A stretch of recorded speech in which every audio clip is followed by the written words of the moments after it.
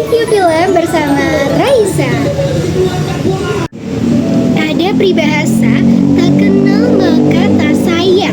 Jadi, perkenalkan saya Azraisa Apriliani, mahasiswi Politeknik Negeri Jakarta, program studi jurnalistik.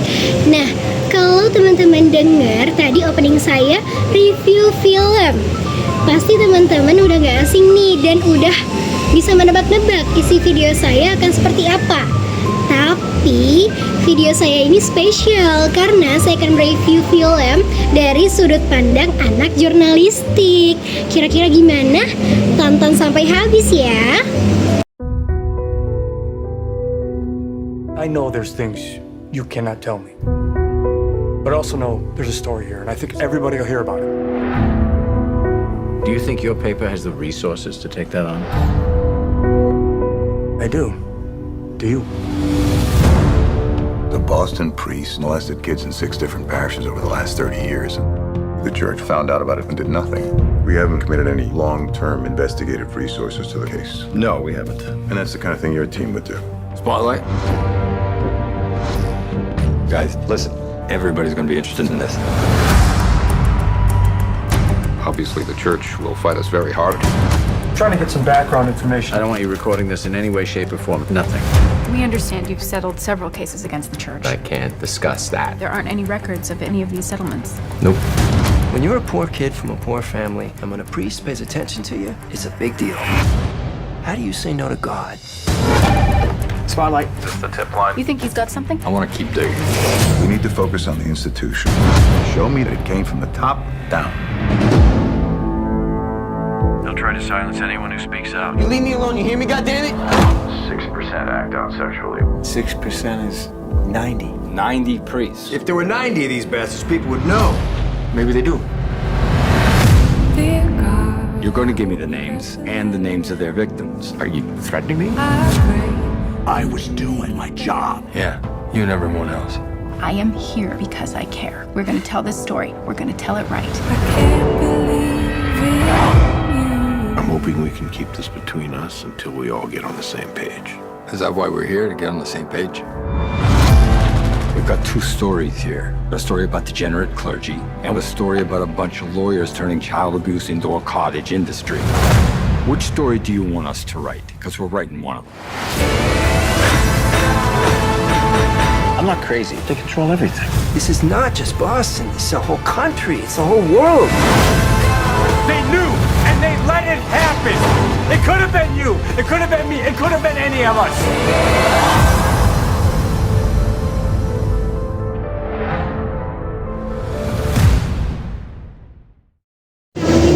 Spotlight merupakan drama biografi investigasi garapan sutradara Tom McCarthy yang berhasil menyabet gelar Best Picture pada Academy Awards ke-88 yang diselenggarakan pada tahun 2016. Nah, film ini itu berfokus pada dedikasi gigih tim jurnalis Boston Globe dalam membongkar skandal pedofilia dan pelecehan seksual massal atau berantai yang ditutup-tutupi oleh instansi gereja Katolik.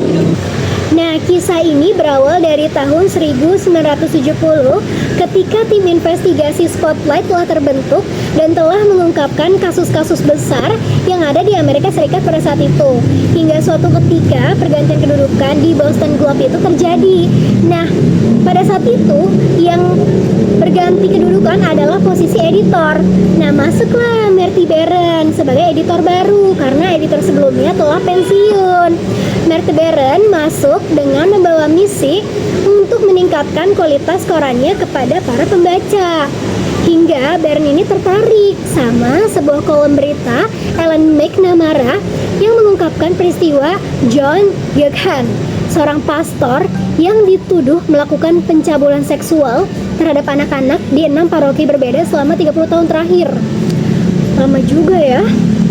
Dibantu oleh Robbie, Sasha, dan Matt, tim Spotlight ini tuh berusaha mengungkapkan satu demi satu bagaimana kejahatan ini dilakukan oleh seorang pastor.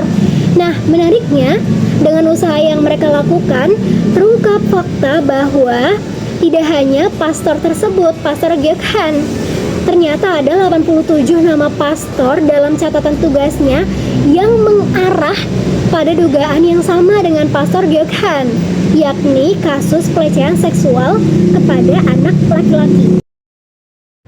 Saya akan memperkenalkan pemeran utama dari film Spotlight. Yang pertama, Marty Baron sebagai editor Boston Globe, Sasha Fever sebagai tim investigasi Spotlight, Michael Rezendes atau Mike sebagai tim investigasi Spotlight, Walter Robbie Robinson sebagai asisten editor Spotlight, Ben Bradley sebagai editor Spotlight, dan yang terakhir Matt Carroll sebagai tim investigasi.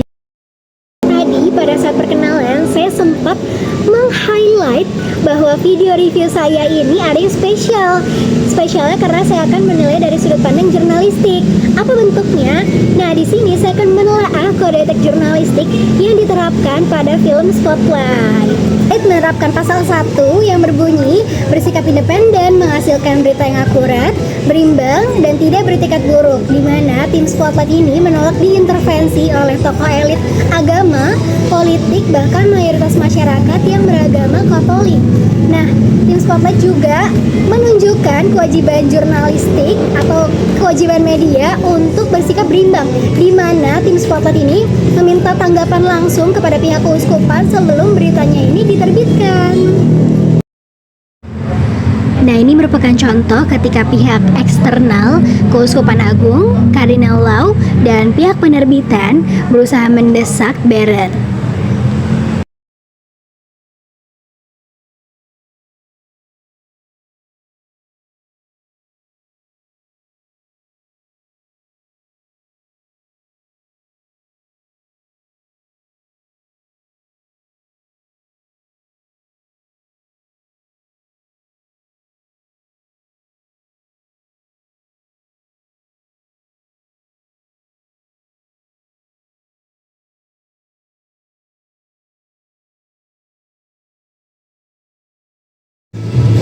Spotlight juga menerapkan pasal 2 kode etik jurnalistik yang berbunyi menempuh cara-cara profesional dalam melaksanakan tugas jurnalistik, di mana contoh nyatanya adalah ketika tim Spotlight ini dalam melaksanakan investigasi menggunakan biaya sendiri, dan tim Spotlight tidak menyatakan hasil liputan dari media lain sebagai karyanya, karena hasil liputan dari media lain itu mereka gunakan sebagai sumber observasi lanjutannya gitu.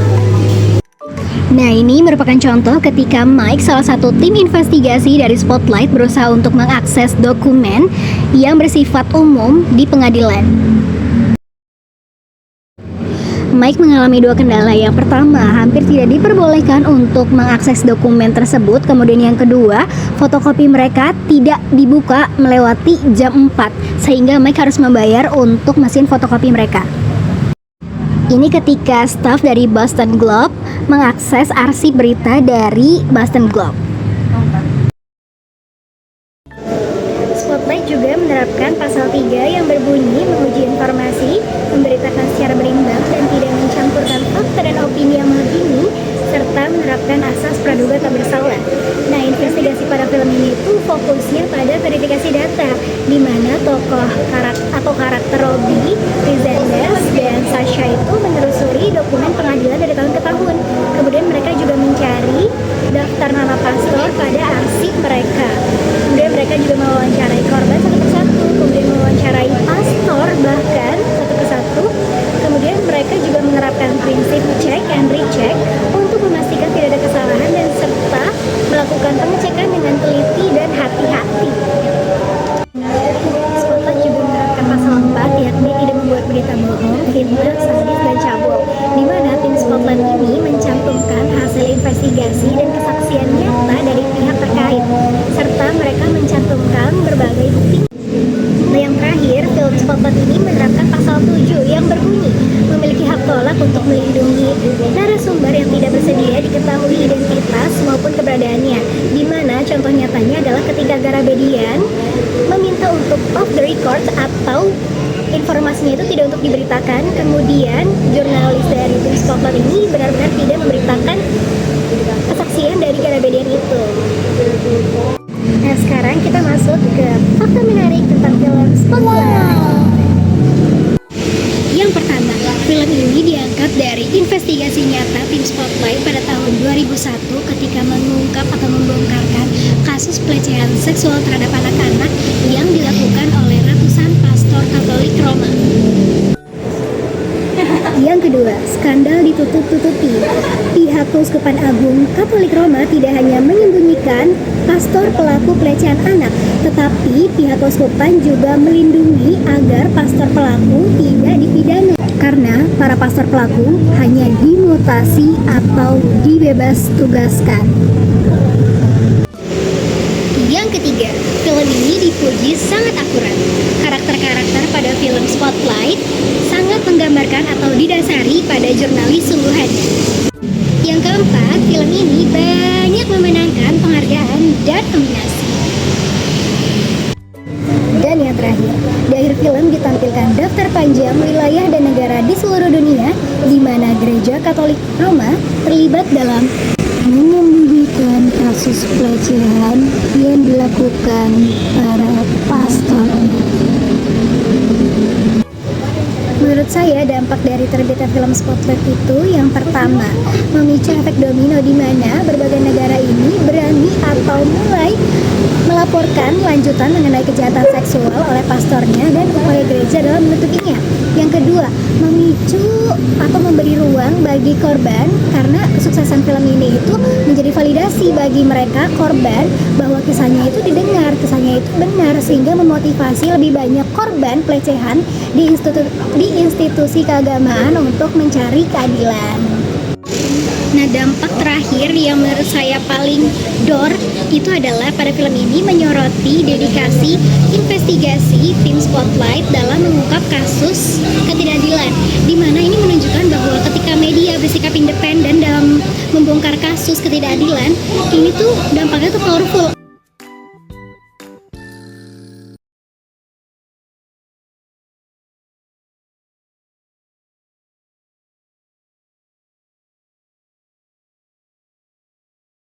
Rating dari saya itu 9 dari 10 karena saya sangat suka ketika tim Spotlight ini melaksanakan investigasi dan mewawancarai pihak terkait.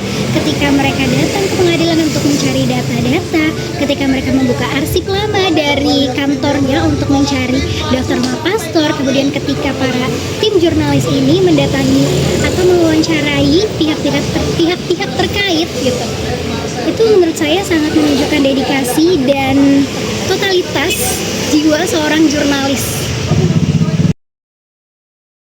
Dimulai dengan Stewart yang pensiun sebagai editor, kemudian digantikan oleh Marty Baron. Kemudian Baron ingin mengangkat kasus Aileen, kasus pelecehan seksual anak-anak, dan diserahkan kepada tim Spotlight. Scene mulai berganti kepada wawancara para korban, pertemuan dengan para pengacara sebelumnya, pengacara yang telah menangani kasus pelecehan tersebut, kemudian mendatangi para pastor dan meminta bantuan oleh anggota Boston Globe itu sendiri untuk mencari arsip dari berita-berita pencabulan anak sebelum-sebelumnya. Film diakhiri dengan tim Spotlight yang berhasil mengumpulkan bukti dan menerbitkan beritanya.